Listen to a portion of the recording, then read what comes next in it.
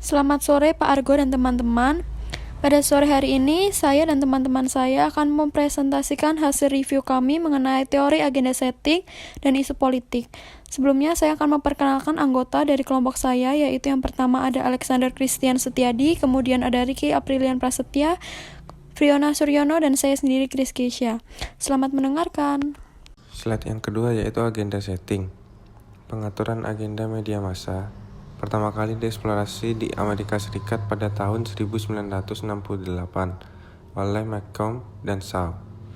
Teori ini mengatakan bahwa media mampu menentukan apa yang sedang publik pikirkan. Ketika media massa mampu mengarahkan suatu fenomena penting dan mana yang tidak penting, maka publik dapat terpengaruh. Slide yang ketiga, Jepang. Takeshita dan Megami meneliti kedua tingkat pengaturan agenda dalam pemilihan umum tahun 1993 di Jepang. Analisis konten mereka menunjukkan bahwa masalah utama pemilu adalah reformasi politik, tetapi atribut terkait sistem dari masalah ini ditekankan pada atribut terkait etika, dan hal yang sama berlaku dalam survei mereka terhadap publik yang menyarankan agenda tingkat kedua efek pengaturan. Israel melihat kaitan antara konstruksi realitas sosial dan pengaturan agenda adalah Anat First of Israel yang menyarankan bahwa pengaturan agenda tingkat kedua dapat dipahami paling baik sebagai proses konstruksi realitas oleh individu yang menggabungkan elemen berita dengan apa yang mereka amati secara pribadi dari kehidupan dan peristiwa untuk membuat semacam realitas campuran.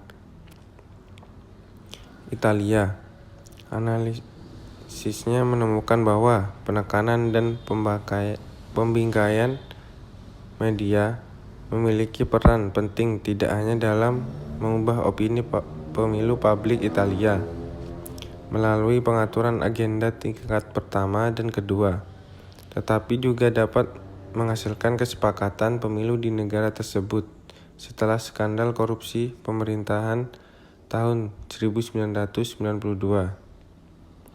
Taiwan, untuk dimensi gambar yang terpengaruh karakteristik pemilih seperti usia, identifikasi partisan,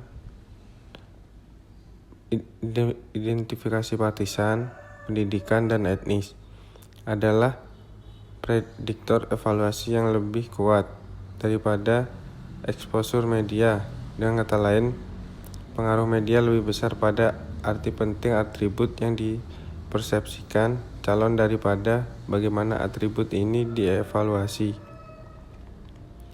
Sejalan dengan banyak penelitian lain yang telah menemukan pengaruh kognitif yang lebih besar daripada pengaruh afektif dari eksposur dan perhatian media berita. Spanyol. Studi tahun 1996 tersebut memeriksa proses penetapan agenda tingkat kedua secara terpisah untuk masing-masing dari 3 kandidat utama. Selain menguji efek pengaturan agenda, penelitian ini juga menggabungkan dimensi substansif dan afektif ke dalam matriks deskriptif. Lalu di Jerman, studi survei pemilu nasional Jerman 1990 menemukan bukti bahwa pembingkaian suatu masalah selain frekuensi liputan dapat mempengaruhi arti penting masalah secara keseluruhan. Jadi, agenda setting tingkat kedua dapat mempengaruhi tingkat pertama. Lalu yang terakhir ada Amerika Serikat. Kasus di mana kejahatan di kota lain atau New York tidak terlalu mengkhawatirkan bagi masyarakat Texas. Tetapi, cerita tentang kejahatan lokal, seperti perampokan dan penembakan, menjadi perhatian utama di Texas, merupakan contoh jelas dari framing atau agenda setting tingkat kedua yang meningkatkan arti penting kejahatan secara keseluruhan atau agenda setting tingkat pertama. Selanjutnya ada framing. Edmonds 1993 berpendapat bahwa membingkai adalah memilih beberapa aspek dari realitas yang dirasakan dan membuatnya lebih menonjol dalam teks yang dikomunikasikan. sedemikian rupa untuk mempromosikan definisi masalah tertentu, interpretasi sebab akibat, evaluasi moral, dan atau merekomendasi penyelesaian untuk hal yang dijelaskan. Tidak semua ahli setuju bahwa agenda setting tingkat kedua sama dengan framing, setidaknya untuk framing yang lebih abstrak atau di tingkat makro. Premis teoritis pengaturan dan pembingkaian agenda berbeda, agenda setting dan priming, bergantung pada teori aksesibilitas sikap dengan meningkatkan arti penting masalah, dan dengan demikian, ketika mereka membahas penilaian politik, mereka dapat mengambil informasi dari ingatan mereka. Sedangkan, framing didasarkan pada teori prospek yang mengasumsikan bahwa perubahan halus dalam deskripsi situasi menggunakan skema interpretatif yang mempengaruhi interpretasi informasi yang masuk daripada aspek-aspek tertentu dari masalah yang menjadi lebih menonjol. Namun demikian, ada kesamaan antara framing dan agenda setting tingkat kedua. Meskipun keduanya tidaklah identik, keduanya mementingkan bagaimana isu atau objek lain, seperti orang, kelompok, organisasi, negara, dan lain-lain, digambarkan di media daripada isu atau objek mana yang paling atau paling tidak sering diliput. Keduanya berfokus pada aspek atau tema yang deskripsinya paling menonjol, atau menonjol dari objek yang menarik.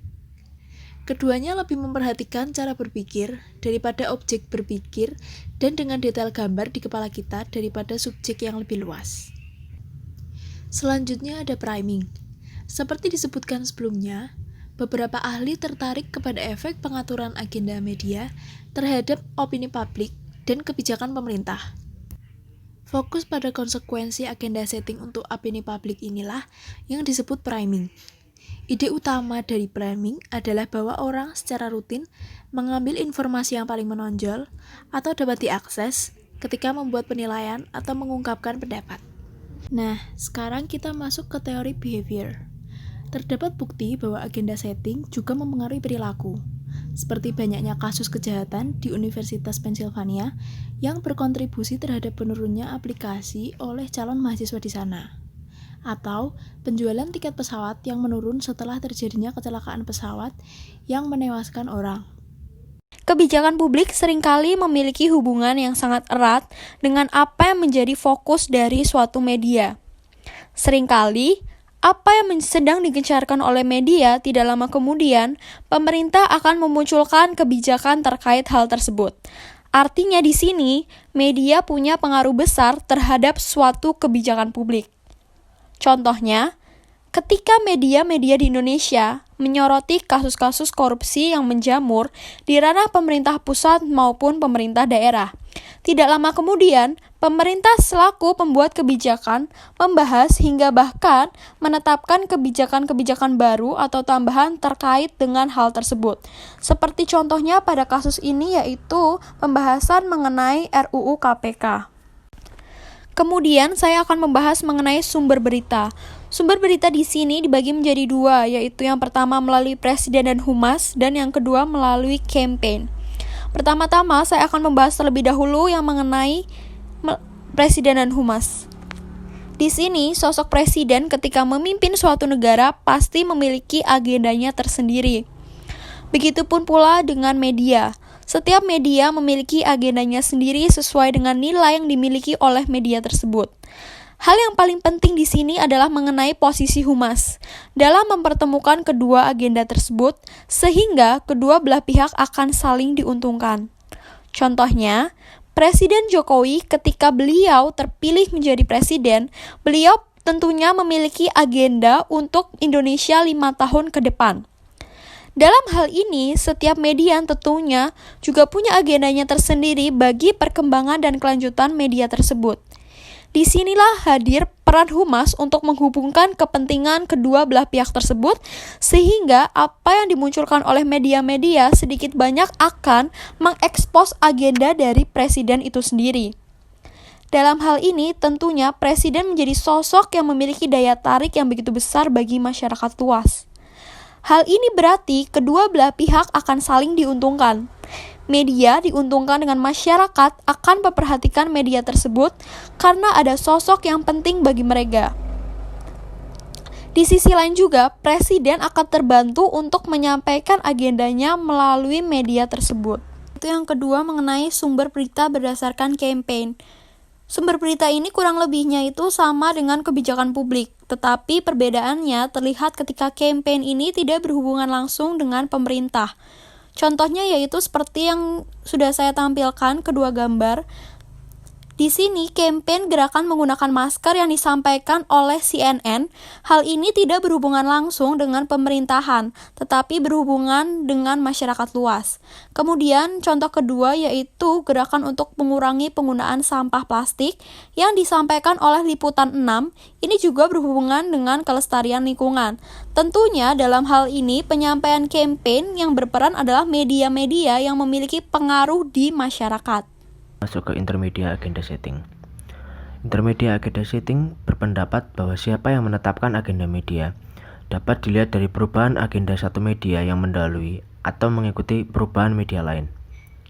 Contohnya di Amerika Serikat, agenda setting The New York Times mempengaruhi media berita lainnya.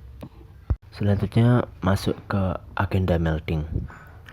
Agenda melding berpendapat bahwa ada dorongan kuat untuk berafiliasi dengan orang lain dalam kelompok ketika seorang individu meninggalkan pengaturan kelompoknya dan juga sering bergabung dengan kelompok tersebut melalui orang lain dan berbagai media. Motivasi untuk berbaur dengan berbagai kelompok ini telah dijelaskan dalam teori disonansi sosial yang mengacu pada teori disonansi kognitif oleh psikolog Leon Festinger. Agenda melding adalah definisi dari konsep need for orientation yang mencoba untuk menjelaskan mengapa beberapa individu lebih tertarik pada masalah tertentu dibandingkan dengan masalah yang lain, dengan adanya kombinasi relevansi dan ketidakpastian yang dirasakan.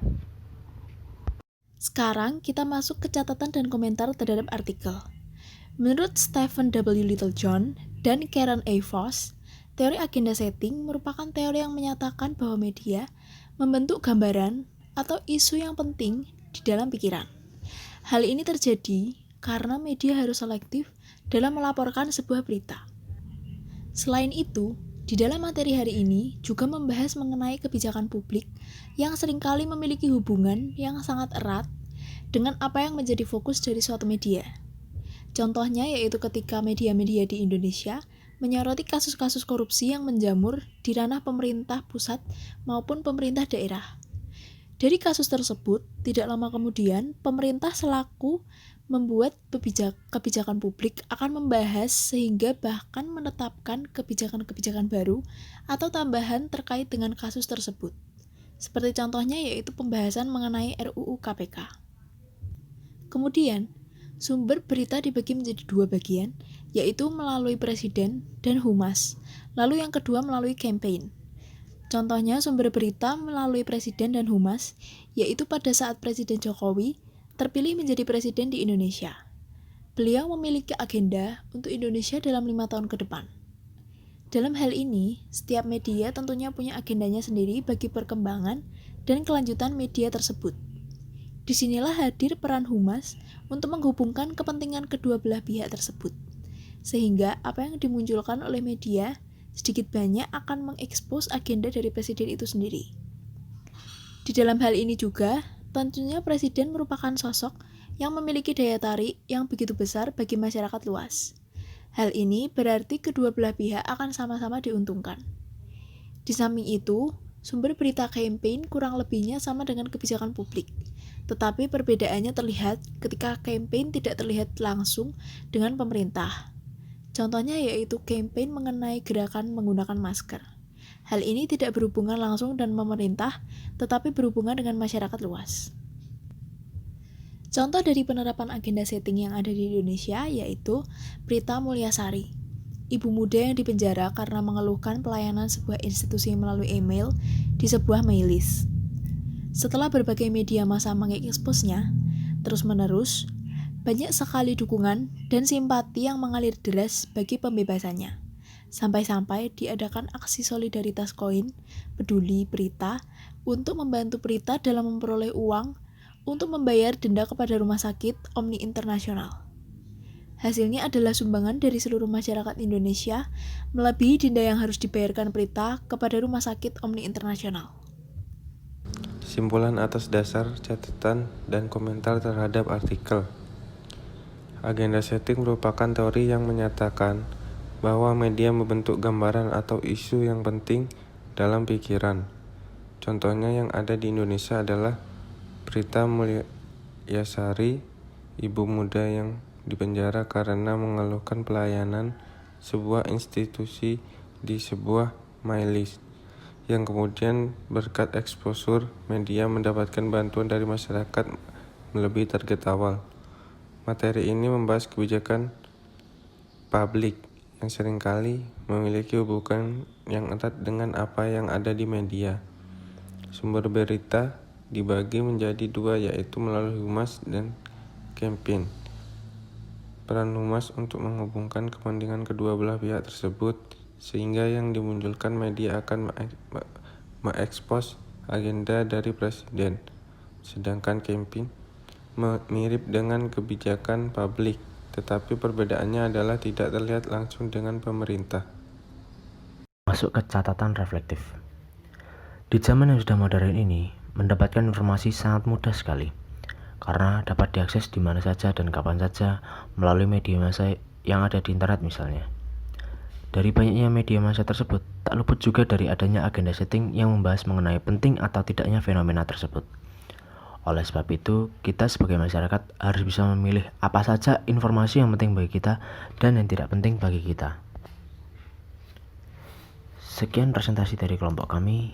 Terima kasih.